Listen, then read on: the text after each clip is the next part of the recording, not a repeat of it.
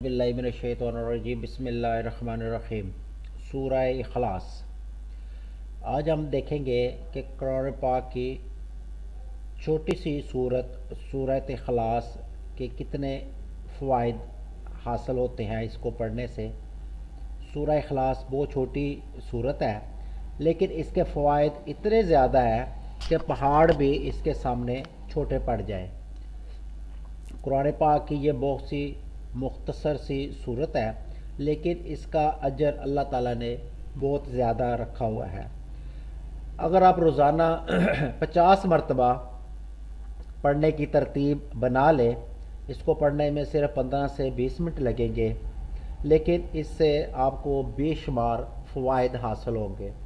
ہر نماز کے بعد اگر ہم اول اور آخر 3 مرتبہ درود شریف پڑھنے کے بعد 50 مرتبہ سورہ اخلاص پڑھ لے تو دنیا میں اور آخرت میں بے شمار فوائد حاصل ہوتے ہیں۔ اللہ تعالیٰ 300 غضب کے دروازے بند کر دے گا، اللہ تعالیٰ 300 رحمت کے دروازے کھول دے گا، اللہ تعالیٰ 300 رزق کے دروازے کھول دے گا۔ یاد رکھیں کہ دنیا میں سب سے زیادہ لوگ جو پریشان ہیں، رزق کے معاملے میں پریشان ہیں۔ اگر ہم اس سورہ اخلاص کو پڑھنے کی ایک ترتیب بنا لیں تو آپ دنیا میں رزق کی پریشانیوں سے بچ جائیں گے۔ آج کے دور میں ہر شخص رزق کے معاملے میں پریشان ہے۔ 300 مرتبہ سورہ اخلاص باوضو پڑھنے سے اللہ تعالیٰ غیب سے رزق کے دروازے کھولے گا اور آپ کو اللہ تعالیٰ رزق وہاں سے عطا کرے گا جہاں آپ کے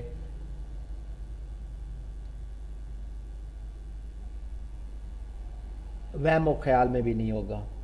اللہ تعالیٰ اپنے علم سے علم دے گا، آپ کو اپنا علم عطا کرے گا، 66 مرتبہ قرآن پاک پڑھنے کا ثواب دے گا، 50 سال کے گناہ معاف کر دے گا، اللہ تعالیٰ جنت میں 20 بنگلے عطا کرے گا۔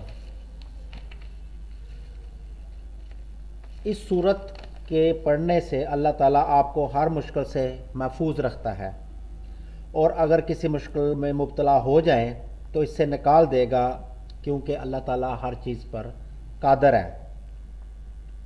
جب انسان کسی پریشانی میں مبتلا ہوتا ہے تو انسان کوئی بھی کام نہیں کر سکتا، اس کی کیپیسٹی ختم ہو جاتی ہے اور وہ یہ سوچتا ہے کہ وہ اس ٹینشن سے کیسے نکلے۔ لیکن اللہ فرماتا ہے کہ آپ تمام پریشانیوں کو تمام میرے حوالے کر دو، میں اس کا حل نکال دوں گا۔ کیوں؟ اللہ ہر چیز پر قادر ہے۔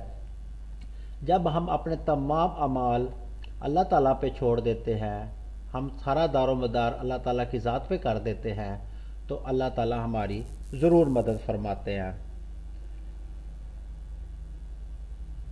اللہ تعالیٰ اس موقع پہ کہتے ہیں کہ انسان نے میرے پہ اعتماد کیا تو میں اس کو اس کی مشکل سے نکال دوں گا۔ دعا ہے کہ ہم سب کو سورہ اخلاص پڑھنے کی توفیق عطا فرمائے، آمین۔